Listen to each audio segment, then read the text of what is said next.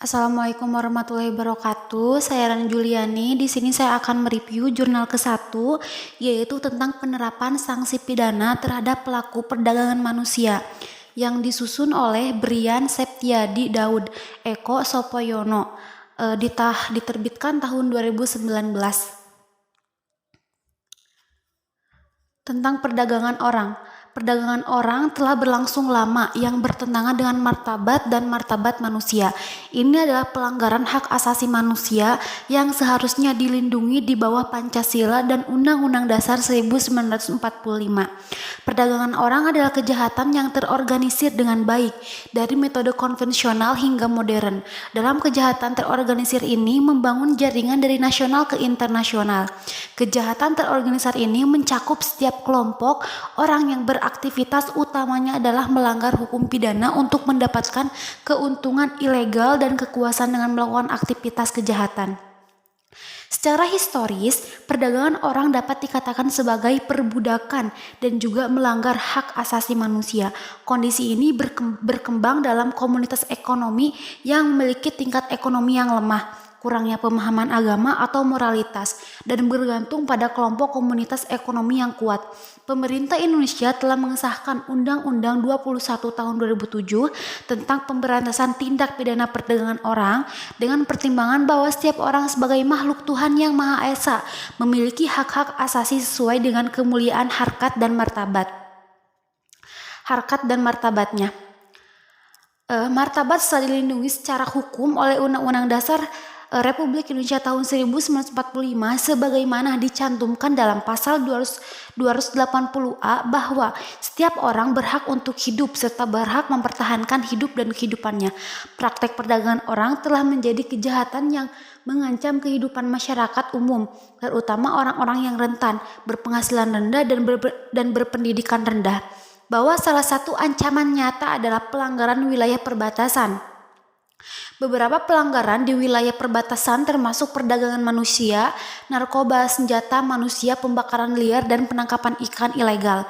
Berdasarkan Peraturan Menteri Pertahanan Nomor 57 Tahun 2014 tentang Pedoman Pertahanan Strategi Non-Militer, salah satu ancaman terhadap dimensi sosial budaya adalah perdagangan manusia.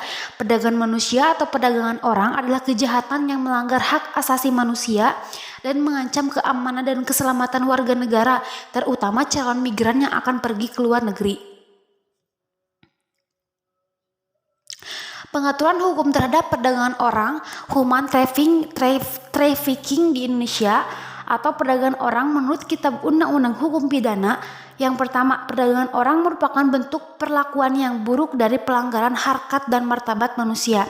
Perdagangan orang ini telah meluas dalam bentuk jaringan kejahatan yang terorganisir baik bersifat antar negara maupun luar negeri. Kejahatan yang terorganisir ini juga membuat pemerintah kerepotan dalam penanggulangannya maupun dalam memberikan perlindungan kepada korban.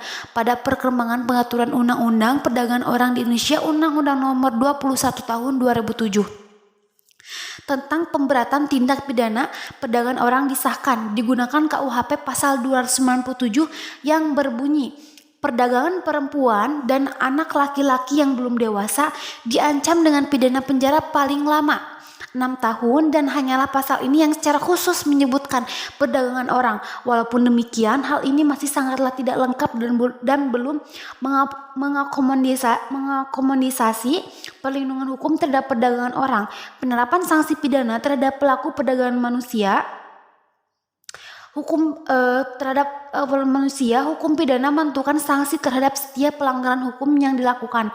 Sanksi itu pada prinsipnya merupakan penerapan penderian dengan sengaja. Penambahan penderitaan dengan sengaja ini pula yang menjadi pembedaan terpenting antara hukum pidana dengan hukum yang lainnya. Pada dasarnya, kepada seseorang pelaku suatu tindak pidana harus dikenakan suatu akibat hukum. Akibat hukum itu pada umumnya berupa hukuman pidana atau sanksi.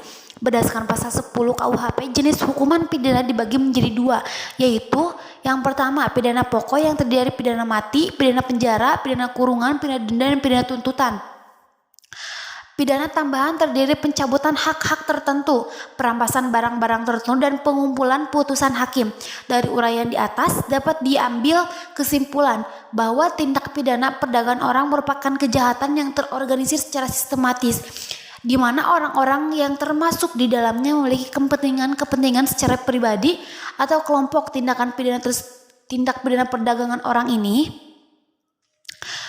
juga dikategorikan sebagai kejahatan yang melanggar hak asasi manusia seorang, di mana para pelaku menjalankan orang-orang untuk menjadi pekerja-pekerja yang berikan keuntungan bagi mereka. Sekian dari saya. Wassalamualaikum warahmatullahi wabarakatuh.